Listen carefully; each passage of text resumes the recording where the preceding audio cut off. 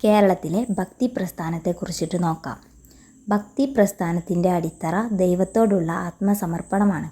ദക്ഷിണേന്ത്യൻ ഭക്തി പ്രസ്ഥാനത്തിൻ്റെ രണ്ട് വിഭാഗങ്ങളാണ് വൈഷ്ണവ ആൾവാർമാരും ശൈവ നായനാർമാരും. ദക്ഷിണേന്ത്യയിൽ പ്രധാനമായും 63 നായനാർ സിദ്ധന്മാരാണ് ഉണ്ടായിരുന്നത്. കേരളീയനായ ശൈവ നായനാറാണ് ചേരമാൻ പെരുമാൾ നായനാർ. തിരുകൈലാസ ജ്ഞാനാമൃതം എന്ന കൃതി രചിച്ചത് ചേരമാൻ പെരുമാൾ നായനാറാണ്. പെരിയ പുരാണത്തിൻ്റെ കർത്താവ് ചെക്കിഴാറാണ് 12-ാം നൂറ്റാണ്ടിൽ എഴുതിയ ഈ കൃതിയിൽ ചേരമാൻ പെരുമാൾ നായനാരുടെ ജീവിതകഥ ആഖ്യാനം ചെയ്യുന്നുണ്ട്. ദക്ഷിണേന്ത്യയിൽ പ്രധാനമായും 12 വൈഷ്ണവ ആൾവാന്മാരാണ് ഉണ്ടായിരുന്നത്. കേരളീയനായിട്ടുള്ള വൈഷ്ണവ ആൾവാറാണ് കുലശേഖര ആൾവാർ. പെരുമാൾ തിരുമൊഴി, മുകുന്ദമാല എന്നിവ രചിച്ചിട്ടുള്ളത് കുലശേഖര ആൾവാറാണ്. ഗുരുമതത്തിൻ്റെ സ്ഥാപകൻ പ്രഭാകരമിത്രനാണ്. അദ്വൈത ദർശനം രൂപപ്പെടുത്തിയത് ശങ്കരാചാര്യരാണ്. ശങ്കരാചാര്യരുടെ ജന്മസ്ഥലം കാലടിയാണ്. ശങ്കരാചാര്യർ ജനിച്ച വർഷം 788 CE കേട്ടോ. ശങ്കരാചാര്യരുടെ ഗുരുവാണ് ഗോവിന്ദപാദർ. ശങ്കരാചാര്യരുമായി വാഗ്വാദത്തിലേർപ്പെട്ട് തോൽവി ഏറ്റുവാങ്ങി അദ്ദേഹത്തിൻ്റെ ശിഷ്യത്വം സ്വീകരിച്ചിട്ടുള്ള പണ്ഡിതനാണ് മണ്ഡന മിശ്രൻ. ശങ്കരാചാര്യർ ഇന്ത്യയുടെ 4 ഭാഗത്തായി 4 മഠങ്ങൾ സ്ഥാപിച്ചിരുന്നു. വടക്ക് ബദരീനാഥ്, തെക്ക് ശൃംഗേരി, പടിഞ്ഞാറ് ദ്വാരക, കിഴക്ക് പുരി എന്നിവയാണവ. ശ്രീ ശങ്കരൻ സ്ഥാപിച്ച 4 മഠങ്ങളുടെ അധ്യക്ഷന്മാരുടെ പദവി ശങ്കരാചാര്യർ എന്നത് ആയിരുന്നു.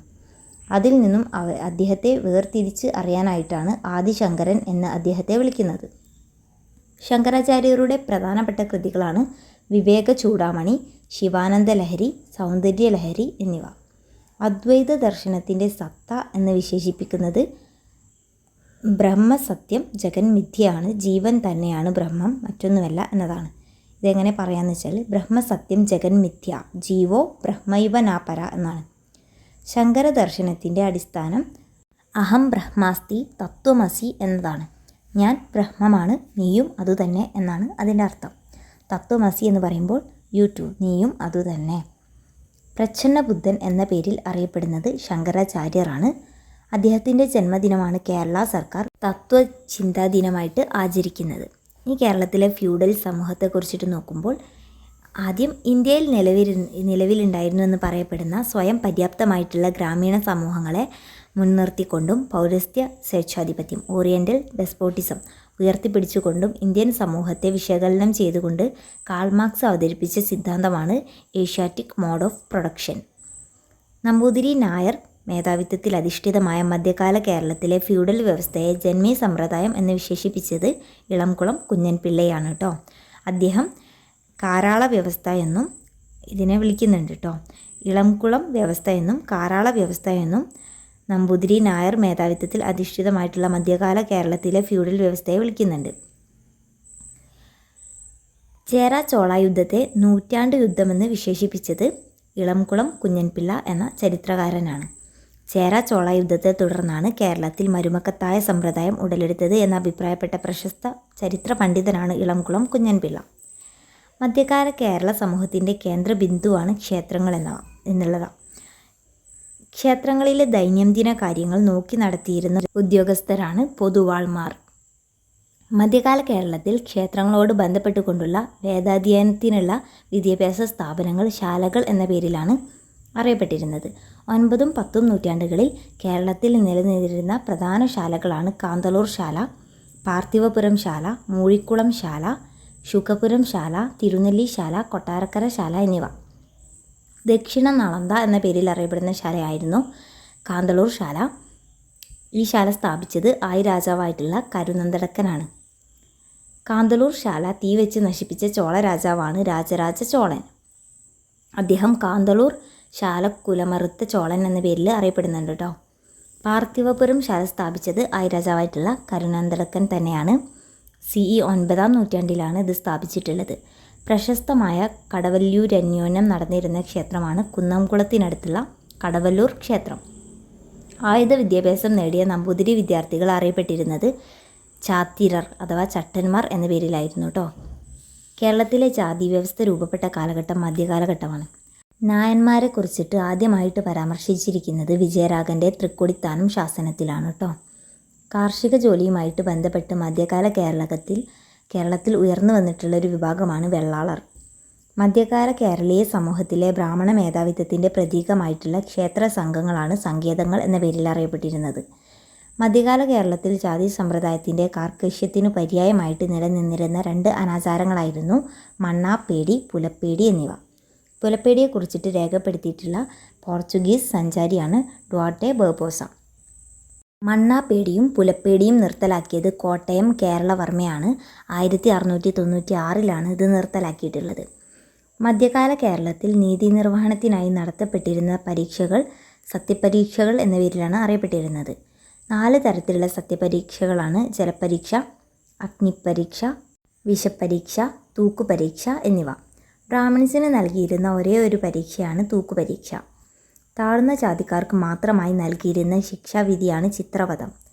ക്ലാസിക്കൽ കാലഘട്ടം മുതൽ മധ്യകാലഘട്ടം വരെ പ്രതാപം നഷ്ടപ്പെടാതെ നിലനിന്ന കേരളത്തിലെ ഒരേ ഒരു നഗരമാണ് കൊടുങ്ങല്ലൂർ. പുതുവൈപ്പ് വർഷം ആരംഭിച്ചത് 1341 CE പെരിയാറിൽ ഉണ്ടായിട്ടുണ്ടായിരുന്ന വെള്ളപ്പൊക്കത്തെ തുടർന്ന് കൊടുങ്ങല്ലൂർ തുറമുഖം അടഞ്ഞുപോയെന്നും കൊച്ചി തുറമുഖം ഉടലെടുത്തെന്നും വിശ്വസിക്കപ്പെടുന്നു. ഇതോടെയാണ് വൈപ്പിൻ ദ്വീപ് ഉണ്ടായിട്ടുള്ളത്. നാടുവാഴികളെ കുറിച്ചിട്ട് നോക്കുമ്പോൾ കേരളത്തിലെ നാടുവാഴികളെ കുറിച്ചിട്ട് പരാമർശിക്കുന്ന ആദ്യത്തെ ശാസനമാണ് തരിസാപ്പള്ളി ശാസനം. കേരളത്തിലെ ഏറ്റവും പഴയ നാട് കോലത്തുനാടാണ്. കേരളത്തിൻ്റെ വടക്ക് കോരപ്പുഴ മുതൽ കാസർഗോഡ് വരെ വ്യാപിച്ചു കിടന്നിരുന്ന നാടാണ് കോലത്തുനാട്. കൃഷ്ണഗാഥയുടെ കർത്താവായിട്ടുള്ള ചെറുശ്ശേരി ഉദയവർമ്മൻ കോലത്തിരിയുടെ കൊട്ടാരം കവിയായിരുന്നു കേട്ടോ. ഹിലിരാജ്യം എന്നത് കോലത്തുനാടിനെ പരാമർശിച്ച വിദേശ സഞ്ചാരിയാണ് അൽബിറൂണി. ഇദ്ദേഹം 11-ാം നൂറ്റാണ്ടിലാണ് കേരളം സന്ദർശിച്ചത്. എലിനാട് എന്ന് കോലത്തുനാടിനെ പരാമർശിച്ചത് മാർക്കോ പോളയാണ്. അദ്ദേഹം 13-ാം നൂറ്റാണ്ടിലാണ് കേരളം സന്ദർശിച്ചത്. ചരിത്രത്തിൽ ദേശിങ്ങനാട് എന്നറിയപ്പെട്ട സ്ഥലമാണ് കൊല്ലം. ദേശിങ്ങനാട് ആറ്റിങ്ങലിനും കൊട്ടാരക്കരയ്ക്കും ഇടയ്ക്കുള്ള കൊല്ലം ആസ്ഥാനമായ ചെറു രാജ്യമാണ്. 13-ാം നൂറ്റാണ്ട് മുതൽ ദേശിങ്ങനാട് രാജാക്കന്മാർ ചിരവൈ മൂപ്പൻ എന്ന പേരിൽ അറിയപ്പെട്ടു. പന്തലായിനി കൊല്ലം എന്ന പ്രദേശം ആധുനിക കേരളത്തിലെ കൊയിലാണ്ടി പ്രദേശമാണ് കേട്ടോ. പഴയ കാലത്ത് ഓടനാട് എന്ന പേരിൽ അറിയപ്പെട്ടിരുന്ന സ്ഥലം കായംകുളമാണ് കേട്ടോ. പഴയ കാലത്തെ ഓടനാടാണ് ഇപ്പോഴത്തെ കായംകുളം. കായംകുളത്തിൻ്റെ ആസ്ഥാനം ഓടനാടാണ്. 15-ാം നൂറ്റാണ്ടിൽ തലസ്ഥാനം കായംകുളമായതോടെ ഇത് കായംകുളം രാജ്യമായി. കായംകുളം ഓണത്തുനാട് എന്ന പേരിലും അറിയപ്പെട്ടിരുന്നു. പന്തളം രാജ്യം സ്ഥാപിക്കപ്പെട്ട വർഷം CE 903 വേണാട്ടു രാജാവാണ് പന്തള രാജ്യസ്ഥാപനത്തിന് സഹായം ചെയ്തത്. ഇളങ്ങല്ലൂർ സ്വരൂപത്തിൻ്റെ ആസ്ഥാനം ഇടപ്പള്ളിയാണ്. 19-ാം നൂറ്റാണ്ടിൻ്റെ ആദ്യ പകുതി വരെ ഇവർ സ്വതന്ത്രമായിട്ടാണ് ഭരിച്ചിരുന്നത്. പിന്നീട് ബ്രിട്ടീഷ് ഭരണത്തിന് കീഴടങ്ങുകയാണ് ഉണ്ടായിട്ടുള്ളത്. പൂഞ്ഞാർ കോയിക്കൽ സ്വരൂപത്തിൻ്റെ ആസ്ഥാനം പൂഞ്ഞാറാണ്. ഇത് പനച്ചിക്കപ്പാറ എന്ന പേരിലും അറിയപ്പെടുന്നുണ്ട്. വള്ളുവനാടിൻ്റെ ആസ്ഥാനം അങ്ങാടിപ്പുറമാണ്. ദക്ഷിണ മലബാറിൻ്റെ നല്ലൊരു ഭാഗം ഇവരുടെ കയ്യിലായിരുന്നു ഉണ്ടായിട്ടുണ്ടായിരുന്നത്. വടക്കൻ പാട്ടുകളിൽ പ്രകീർത്തിക്കപ്പെടുന്ന നാട് കടത്തനാടാണ് കേട്ടോ. ഇത് കളരിപ്പയറ്റിൻ്റെ പ്രധാന കേന്ദ്രമായിരുന്നു. ഈ കോവിലകത്തിൻ്റെ 2 ശാഖകളായിരുന്നു എടവിലത്ത്, ആയഞ്ചേരി എന്നിവ. കേരളത്തിലെ ഏക മുസ്ലിം രാജവംശമാണ് അറക്കൽ രാജവംശം. 15-ാം നൂറ്റാണ്ട് വരെ സ്വതന്ത്ര ഭരണം നടത്തിയിരുന്നു. ടിപ്പുവുമായി സൗഹൃദ ബന്ധം പുലർത്തിയിരുന്നു. ടിപ്പു സുൽത്താൻ്റെ മകൻ അറക്കൽ ബീബിയുടെ മകളെ വിവാഹം കഴിച്ചിരുന്നു. പോർച്ചുഗീസുകാർ തന്ത്രപൂർവ്വം ഇവരെ കീഴടക്കുകയാണ് ഉണ്ടായിട്ടുള്ളത്. അറക്കൽ രാജവംശത്തിൽ ജനിക്കുന്ന കുട്ടി ആണാണെങ്കിൽ അവൻ്റെ സ്ഥാനപ്പേര് അലി രാജ എന്നായിരിക്കും. പെൺകുട്ടിയാണെങ്കിൽ അറക്കൽ ബീബി എന്നുമായിരിക്കും. അറക്കൽ ബീബി. കേരളത്തിൻ്റെ ഏറ്റവും വടക്കേ അറ്റത്തുണ്ടായിരുന്ന നാട് കുമ്പളയാണ്. വെങ്ങനാട് നമ്പിടി എന്നും കൊല്ലങ്കോട് നമ്പിടി എന്നും ഈ നാട്ടിലെ രാജാക്കന്മാർ അറിയപ്പെട്ടിരുന്നു. ഏതാണ് ഈ നാട് എന്ന് ചോദിക്കുമ്പോൾ കൊല്ലങ്കോട് ആണ് കേട്ടോ. കൊല്ലങ്കോട്ടിലെ രാജാക്കന്മാർ കൊല്ലങ്കോട് നമ്പിടി എന്നും വെങ്ങനാട് നമ്പിടി എന്നും അറിയപ്പെട്ടിരുന്നു. താനൂർ രാജവംശത്തിൻ്റെ ആസ്ഥാനം വെട്ടത്തുനാടാണ്. താനൂർ, തൃക്കണ്ടിയൂർ, ചാലിയം തുടങ്ങിയ പ്രദേശങ്ങളാണ് ഇവർ ഭരിച്ചിരുന്നത്. വേമ്പൊലിനാട് വടക്കുംകൂറും തെക്കുംകൂറുമായിട്ട് വിഭജിക്കപ്പെട്ട വർഷം CE 1100 കേട്ടോ. ചെമ്പകശ്ശേരി രാജ്യത്തിൻ്റെ ആസ്ഥാനം അമ്പലപ്പുഴയായിരുന്നു. പുറക്കാട് ചെമ്പകശ്ശേരി നാട് ഇന്നത്തെ അമ്പലപ്പുഴ, കുട്ടനാട് പ്രദേശങ്ങൾ ദേവനാരായണന്മാർ എന്നറിയപ്പെടുന്ന ബ്രാഹ്മിൺസ് ആയിരുന്നു ഭരിച്ചിരുന്നത്. സാമൂതിരി രാജവംശത്തെക്കുറിച്ചിട്ട് നോക്കുമ്പോൾ നെടിയിരുപ്പ് സ്വരൂപം പിൽക്കാലത്ത് ഏത് രാജവംശത്തിൻ്റെ പേരിലാണ് അറിയപ്പെട്ടിരുന്നത്? സാമൂതിരി കോവിലകം എന്നാണ് അറിയപ്പെട്ടിരുന്നത്. നെടിയിരുപ്പ് സ്വരൂപത്തിൻ്റെ ആസ്ഥാനം കോഴിക്കോടായിരുന്നു. സാമൂതിരി എന്ന പദം ആദ്യമായിട്ട് ഉപയോഗിച്ച വിദേശ സഞ്ചാരി ഇബ്നു ബത്തൂത്തയാണ്. ഏറ്റവും കൂടുതൽ തവണ കേരളം സന്ദർശിച്ച വിദേശ സഞ്ചാരി കൂടിയാണ് ഇബ്നു ബത്തൂത്ത. അറബികൾ കോഴിക്കോടിനെ വിശേഷിപ്പിച്ചത് കാലിക്കൂത്ത് എന്ന പേരിലാണ്. ചൈനക്കാർ കോഴിക്കോടിനെ വിശേഷിപ്പിച്ചത് കൂലിഫോ എന്ന പേരിലാണ്. യൂറോപ്യൻസ് കോഴിക്കോടിനെ വിശേഷിപ്പിച്ചിട്ടുള്ളത് കാലിക്കറ്റ് എന്ന പേരിലാണ്. കോഴിക്കോട് സാമൂതിരിമാരുടെ പ്രധാന മന്ത്രിമാരിൽ പ്രധാനിയായിട്ടുള്ള ആൾ മങ്ങാട്ടച്ചനായിരുന്നു. സാമൂതിരിയും പോർച്ചുഗീസുകാരും തമ്മിൽ 1510 നടന്ന യുദ്ധം കോഴിക്കോട് യുദ്ധം എന്നാണ് അറിയപ്പെടുന്നത്. സാമൂതിരിയുടെ നാവിക സൈന്യത്തിൻ്റെ മേധാവി കുഞ്ഞാലി മരയ്ക്കാർ ആയിരുന്നു. മരയ്ക്കാർ കോട്ട സ്ഥിതി ചെയ്യുന്നത് പുതുപ്പണത്തിലാണ്. കേരളത്തിലെ പോർച്ചുഗീസ് ആധിപത്യത്തിനെതിരെ പോരാടിയവരാണ് കുഞ്ഞാലി മരയ്ക്കാർമാർ. എത്ര കുഞ്ഞാലിമാരെയാണ് പോർച്ചുഗീസുകാർ ചരിത്രത്തിൽ രേഖപ്പെടുത്തിയിട്ടുള്ളത് എന്ന് ചോദിക്കുമ്പോൾ 4 കുഞ്ഞാലിമാരെയാണ് രേഖപ്പെടുത്തിയിട്ടുള്ളത്. കുഞ്ഞാലി ഒന്നാമൻ പോർച്ചുഗീസുകാർക്കെതിരെ സ്വീകരിച്ചിരുന്ന യുദ്ധതന്ത്രമാണ് ഹിറ്റ് ആൻഡ് റൺ, പെട്ടെന്ന് ആക്രമിച്ച് കടന്നു കളയുക എന്നുള്ള തന്ത്രം. യൂറോപ്യൻ രീതിയിൽ സാമൂതിരിയുടെ നാവിക സൈന്യത്തെ പരിഷ്കരിച്ച കുഞ്ഞാലി മരയ്ക്കാറാണ് കുഞ്ഞാലി മൂന്നാമൻ. പോർച്ചുഗീസ് ആധിപത്യത്തിനെതിരെ പോരാടി രക്തസാക്ഷിത്വം വരിച്ച കുഞ്ഞാലി മരയ്ക്കാറാണ് കുഞ്ഞാലി നാലാമൻ. പോർച്ചുഗീസുകാർ കുഞ്ഞാലി നാലാമനെ തടവിലിട്ട് വധിച്ച സ്ഥലമാണ് ഗോവയിലെ ഡ്രോങ്കോ ജയിൽ. കുഞ്ഞാലി മരയ്ക്കാർ വധിക്കപ്പെട്ട വർഷം 1600 ഗോവയിൽ കൊണ്ടുപോയി വിചാരണ എന്ന പേരിൽ ഒരു പ്രഹസനം നടത്തിയിട്ട് നിഷ്ഠൂരമായിട്ട് അദ്ദേഹത്തെ വധിച്ചു. ഇദ്ദേഹത്തിൻ്റെ ശരീരം 4 വെട്ടിമുറിച്ച് 4 കവലകളിൽ പ്രദർശിപ്പിച്ചു. ശിരസ് ഉപ്പിട്ടുണക്കി കണ്ണൂരിലേക്ക് അയച്ച് പ്രദർശിപ്പിച്ചു. വിദേശ മേധാവിത്വത്തിനെതിരായിട്ടുള്ള സമരത്തിലെ ഈ വീരനായകൻ്റെ സ്മരണയ്ക്ക് വേണ്ടിയിട്ട് ഇന്ത്യൻ നാവികസേനയുടെ പരിശീലന കേന്ദ്രമായ കപ്പലിന് INS കുഞ്ഞാലി എന്ന നാമകരണം ചെയ്തിട്ടുണ്ട് കേട്ടോ. പ്രയാഗയിലെ കുംഭമേളം പോലെ കേരളത്തിൽ നടത്തപ്പെട്ടിരുന്ന ഒരു പ്രാചീന നദീതീര ഉത്സവമാണ് മാമാങ്കം.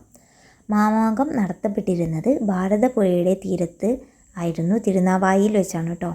മാമാങ്കം നടത്തപ്പെട്ടിരുന്നത് 12 വർഷം കൂടുമ്പോഴായിരുന്നു. മകരമാസത്തിലെ കറുത്തവാവിനും കുംഭമാസത്തിലെ കറുത്തവാവിനും ഇടയിലുള്ള മകം നാളിൽ നടത്തപ്പെട്ടിരുന്ന ഈ ഉത്സവത്തിന് മഹാമകം എന്നുകൂടി പേരുണ്ട്. മഹാമകം, മാമാങ്കം. മധ്യകാലഘട്ടത്തിൽ നമ്പൂതിരി ബ്രാഹ്മണന്മാർ 12 വർഷത്തിലൊരിക്കൽ യോഗം ചേർന്ന് പൊതുവായ തീരുമാനങ്ങൾ എടുക്കാറുള്ള സമ്മേളനമാണ് പന്തീരാണ്ടു സഭ. ആദ്യകാലത്ത് മാമാങ്കത്തിൻ്റെ രക്ഷാപുരുഷസ്ഥാനം വള്ളുവ കോനാതിരിക്കായിരുന്നു. വള്ളുവ കോനാതിരിയിൽ നിന്നും മാമാങ്കത്തിൻ്റെ രക്ഷാപുരുഷസ്ഥാനം നേടിയത് സാമൂതിരിയാണ്. മാമാങ്കവുമായി ബന്ധപ്പെട്ടുള്ള ആത്മഹത്യാ സ്ക്വാഡ് അറിയപ്പെട്ടിരുന്നത് ചാവേറുകൾ എന്ന പേരിലാണ്. ചാവേറിൻ്റെ ഉത്ഭവമായി കരുതുന്നത് കുടിപ്പകയാണ്. മധ്യകാല വിദേശ സഞ്ചാരികൾ അമോചിക്കർ എന്ന് സൂചിപ്പിച്ച പടയാണ് ചാവേർ പട. ഇതിനെക്കുറിച്ചിട്ട് ആദ്യത്തെ പരാമർശമുള്ളത് കുലോത്തുംഗ ചോളൻ്റെ ശാസനത്തിലാണ്. യുദ്ധക്കളത്തിൽ മരിച്ചു വീഴുന്ന ചാവേർ പടയാളികളുടെ കുടുംബത്തിന് ഭരണാധികാരി നൽകുന്ന ഭൂമി ചാവേറ്റു വിരുത്തി എന്ന പേരിലാണ് അറിയപ്പെട്ടിരുന്നത്. കേരളത്തിലെ ഏറ്റവും പ്രസിദ്ധമായ ചാവേർ പട മാമാങ്കത്തിൽ പൊരുതി മരിക്കുന്ന ചാവേറുകളായിരുന്നു. ഇത് ആരുടേതാണ്? വള്ളുവ കോനാതിരിയുടേതായിരുന്നു കേട്ടോ.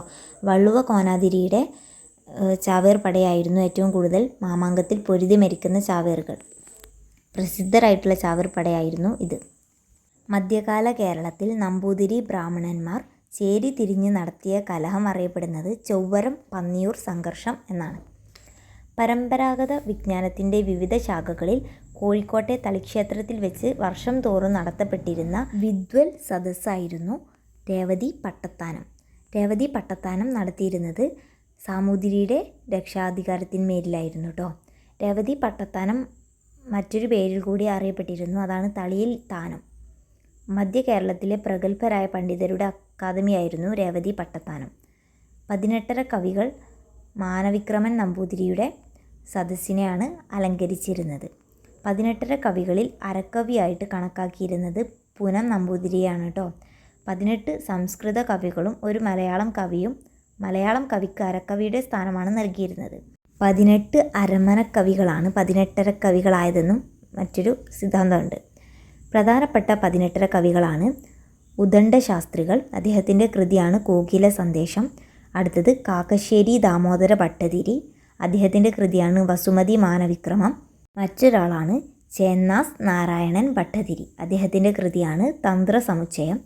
മറ്റൊരു വ്യക്തിയായിരുന്നു പുനം നമ്പൂതിരി, അദ്ദേഹത്തിൻ്റെ കൃതിയാണ് രാമായണം ചമ്പു. യൂറോപ്യന്മാരുടെ കേരളത്തിലേക്കുള്ള ആഗമനത്തെക്കുറിച്ചിട്ട് പറയുമ്പോൾ ഫസ്റ്റ് പറയേണ്ടത് പോർച്ചുഗീസുകാരെ കുറിച്ചിട്ടാണ്. ഇന്ത്യയിലേക്ക് ആദ്യമായിട്ട് കടൽ മാർഗം കണ്ടുപിടിച്ചത് വാസ്കോഡ ഗാമയാണ്. വാസ്കോഡ ഗാമ കോഴിക്കോടിനടുത്തുള്ള കാപ്പാട് കപ്പലിറങ്ങിയ വർഷമാണ് 1498 മെയ് 21. വാസ്കോഡ ഗാമ 4 കപ്പലുകളിലാണ് കാപ്പാട് കപ്പലിറങ്ങിയത്. അദ്ദേഹം സഞ്ചരിച്ച കപ്പലിൻ്റെ പേര് സെൻറ്റ് ഗബ്രിയേൽ എന്നായിരുന്നു. കാപ്പാട് കപ്പലിറങ്ങിയ വാസ്കോഡ ഗാമയെ സ്വീകരിച്ച രാജാവാണ് സാമൂതിരി. വാസ്കോഡ ഗാമ കോഴിക്കോട്ട് കപ്പലിറങ്ങുന്നതിന് 10 വർഷം മുൻപ് മുസ്ലിം എന്ന വ്യാജേന ഒരു അറബി കപ്പലിൽ കോഴിക്കോട്ട് കപ്പലിറങ്ങിയ പോർച്ചുഗീസ് നയതന്ത്രജ്ഞനായിരുന്നു പിറോഡി കോവിൽഹാം. ഇദ്ദേഹം ഒരു ഭാഷാ പണ്ഡിതനായിരുന്നു. കേരള ചരിത്രത്തിൽ പറങ്കികൾ എന്ന പേരിൽ അറിയപ്പെടുന്നത് പോർച്ചുഗീസുകാരാണ്. യൂറോപ്യന്മാരുടെ ആഗമനത്തിനു മുൻപ് കേരളവുമായിട്ട് കച്ചവടം നടത്തിയിരുന്ന വിദേശികളാണ് അറബികൾ. അറബികളുമായുള്ള കച്ചവട ബന്ധത്തെക്കുറിച്ചിട്ട് രേഖപ്പെടുത്തിയിരിക്കുന്ന തദ്ദേശീയമായ കൃതിയാണ് ഷൈഖ് സൈനുദ്ദീൻ മക്തൂമിൻ്റെ തുഹ്ഫത്തുൽ മുജാഹിദീൻ. വാസ്കോഡ ഗാമയെ കേരളത്തിലേക്ക് അയച്ച പോർച്ചുഗീസ് രാജാവാണ് ഡോം മാനുവൽ. വാസ്കോഡ ഗാമയ്ക്ക് ശേഷം കേരളത്തിലെത്തിയ പോർച്ചുഗീസുകാരനാണ് കബ്രാൾ. വാസ്കോഡ ഗാമ കേരളത്തിൽ 3 തവണയാണ് സന്ദർശിച്ചിട്ടുള്ളത്. 1498, 1502, 1524 എന്നിവയാണ് അത്. വാസ്കോഡ ഗാമ കൊച്ചിയിൽ വെച്ച് അന്തരിച്ച വർഷമാണ് 1524 കേട്ടോ.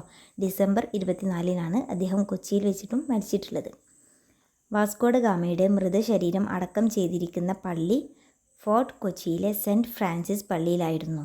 1538 ഭൗതികാവശിഷ്ടം ലിസ്ബണിലേക്ക് കൊണ്ടുപോയി. ഇന്ത്യയിലെ ആദ്യത്തെ Portuguese വൈസ്രോയിയാണ് Francisco de Almeida.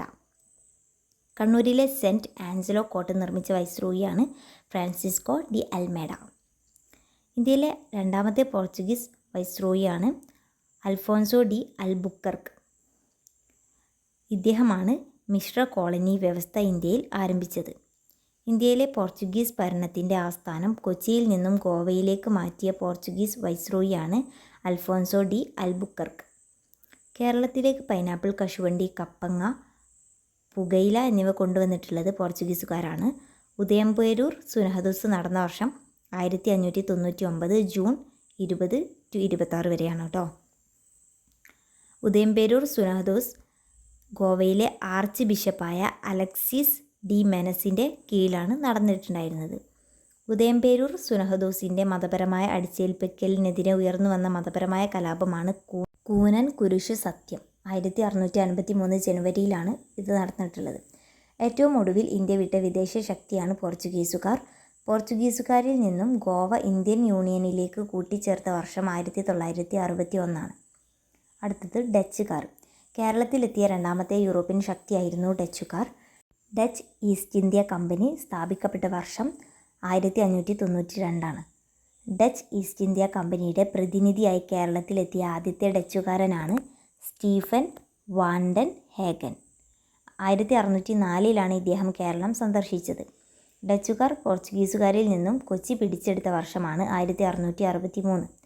Dutch ഗവർണറായിരുന്ന വാൻഡീഡിൻ്റെ നേതൃത്വത്തിൽ തയ്യാറാക്കപ്പെട്ട കേരളീയ സസ്യവിജ്ഞാന കോശമാണ് ഹോർത്തൂസ് മലബാറിക്കസ്. ഈ കൃതി 12 വോള്യങ്ങളിൽ ആയിട്ടാണ് പ്രസിദ്ധീകരിച്ചിരിക്കുന്നത്. ഹോർത്തൂസ് മലബാറിക്കസിൻ്റെ ഗ്രന്ഥഭാഷ ലാറ്റിനാണ്. മലയാള ലിപിയിൽ ആദ്യമായിട്ട് അച്ചടിച്ച് ഇറക്കപ്പെട്ട പുസ്തകവും ഹോർത്തൂസ് മലബാറിക്കസ് ആണ് കേട്ടോ. ഹോർത്തൂസ് മലബാറിക്കസ് പ്രസിദ്ധീകരിച്ചത് 1636 1703 ഇടയിലാണ്. നെതർലൻഡിൻ്റെ തലസ്ഥാനമായിട്ടുള്ള ആംസ്റ്റർഡാമിലാണ് ഇത് പ്രസിദ്ധീകരിച്ചിട്ടുള്ളത്. വാൻഡീഡ് തദ്ദേശീയരായ പണ്ഡിതന്മാരുടെ സഹായത്തോടെയാണ് ഹോർത്തൂസ് മലബാറിക്കസ് തയ്യാറാക്കിയിട്ടുള്ളത്. ഇവരാണ് അപ്പുഭട്ട്, രംഗഭട്ട്, വിനായകഭട്ട്, പിന്നെ ഈഴവ വൈദ്യനായിട്ടുള്ള ഇട്ടി അച്യുതൻ എന്നിവർ. ഈഴവ വൈദ്യനായ ഇട്ടി അച്യുതൻ്റെ സംഭാവനയെ മാനിച്ചുകൊണ്ട് ഹോർത്തൂസ് മലബാറിക്കസിൽ ഒരു സസ്യത്തിന് അദ്ദേഹത്തിൻ്റെ പേരാണ് നൽകിയിരിക്കുന്നത്. ഈ പേരാണ് അച്യുതേറിയ. ഇട്ടി അച്യുതനെ വാൻഡീഡ് കൊന്നു കടലിൽ തള്ളിയെന്നാണ് വിശ്വസിക്കുന്നത്. ഹോർത്തൂസ് മലബാറിക്കസിലെ ചിത്രങ്ങൾ വരച്ചത് ഫാദർ മാത്യൂസ് ആണ്. 60 കൊല്ലം കേരളത്തിൽ ജീവിച്ച് 1691 കൊച്ചിയിൽ വെച്ച് മരിച്ച ഡച്ച് പാതിരിയാണ് ഫാദർ മാത്യൂസ്. ഹോർത്തൂസ് മലബാറിക്കസിൽ ആദ്യം പരാമർശിച്ചിരിക്കുന്നത് കേരളത്തിലെ തെങ്ങിനെ കുറിച്ചിട്ടാണ്. ഹോർത്തൂസ് മലബാറിക്കസിൻ്റെ മൂലകൃതി കേരളാരാമമാണ്. ചേർത്തലക്കാരനായ ഇട്ടി അച്യുതൻ എന്ന പാരമ്പര്യ വൈദ്യനാണ് ഗ്രന്ഥത്തിൻ്റെ യഥാർത്ഥ കർത്താവ്. കേരളത്തിലെ ഡച്ച് ശക്തിയുടെ പതനത്തിന് കാരണമായ യുദ്ധം കുളച്ചൽ യുദ്ധമാണ്.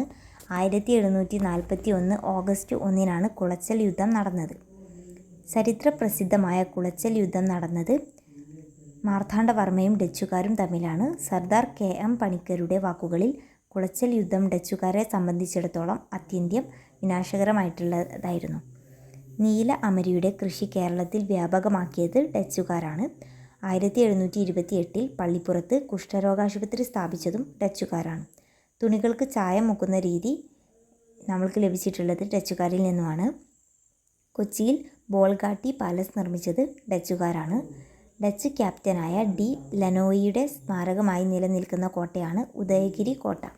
ബ്രിട്ടീഷുകാരെ കുറിച്ചിട്ട് നോക്കാം. കേരളം സന്ദർശിച്ച ആദ്യത്തെ ഇംഗ്ലീഷുകാരനാണ് റാൽഫ് ഫിച്ച്. 1588 അദ്ദേഹം കേരളം സന്ദർശിച്ചത്. മാർഗദർശിയായ ബ്രിട്ടീഷുകാരൻ എന്ന പേരിലും റാൽഫ് ഫിച്ച് അറിയപ്പെടുന്നുണ്ട് കേട്ടോ. വ്യാപാരത്തിൻ്റെ ആവശ്യത്തിനായി കേരളത്തിലെത്തിയ ആദ്യത്തെ ഇംഗ്ലീഷുകാരനാണ് ക്യാപ്റ്റൻ കീലിംഗ്. 1615 അദ്ദേഹം കേരളത്തിലെത്തിയിട്ടുള്ളത്. ഇംഗ്ലീഷ് ഈസ്റ്റ് ഇന്ത്യ കമ്പനി സ്ഥാപിതമായ വർഷം 1600. തലശ്ശേരി കോട്ട നിർമ്മിച്ചത് ഇംഗ്ലീഷുകാരാണ്. 1682 തലശ്ശേരിയിലെ ഒരു പാണ്ഡികശാല സ്ഥാപിക്കാൻ ഇംഗ്ലീഷുകാർക്ക് അനുവാദം കൊടുത്തത് കോലത്തുനാട്ടിലെ വടക്കിളങ്കൂർ രാജകുമാരനാണ്. തലശ്ശേരി കോട്ട നിർമ്മിച്ച വർഷം 1708. ആറ്റിങ്ങൽ റാണിയിൽ നിന്നും ലഭിച്ച സ്ഥലത്ത് ഇംഗ്ലീഷുകാർ നിർമ്മിച്ച കോട്ടയാണ് അഞ്ചുതെങ്ങ് കോട്ട. ഫോർട്ട് ആൻജിങ്ങോ എന്നും പറയുന്നുണ്ട്. 1690 ഈ കോട്ട നിർമ്മിച്ചിട്ടുള്ളത്. തലശ്ശേരി കൂടിയാലോചനകൾ 1725 മുതൽ 1751 വരെ കോഴിക്കോട് സാമൂതിരിയും ഇംഗ്ലീഷ് ഈസ്റ്റ് ഇന്ത്യ കമ്പനിയും തമ്മിൽ നടന്ന വ്യവഹാര രേഖകളാണ്. ഫ്രഞ്ചുകാർ അവരെ കുറിച്ചിട്ട് നോക്കുമ്പോൾ ഫ്രഞ്ച് ഈസ്റ്റ് ഇന്ത്യ കമ്പനി സ്ഥാപിച്ച വർഷം 1664. മയ്യഴി പിടിച്ചെടുത്ത ഫ്രഞ്ച് നാവികനാണ് ഡിപ്പർ ദെല്ല. 1725 ഡിപ്പർ ദെല്ല മയ്യഴി പിടിച്ചെടുത്തത്. കേരളത്തിലെ ഫ്രഞ്ച് അധീന പ്രദേശമാണ് മാഹി. കേരളത്തിലെത്തിയ അവസാനത്തെ വിദേശ ശക്തിയാണ് ഫ്രഞ്ചുകാർ. ഫ്രഞ്ച് ഭരണത്തിൽ നിന്നും മയ്യഴി മോചിപ്പിക്കപ്പെട്ട വർഷം 1954. മയ്യഴി ഗാന്ധി എന്ന പേരിൽ അറിയപ്പെടുന്നത് IK കുമാരൻ മാസ്റ്ററാണ്.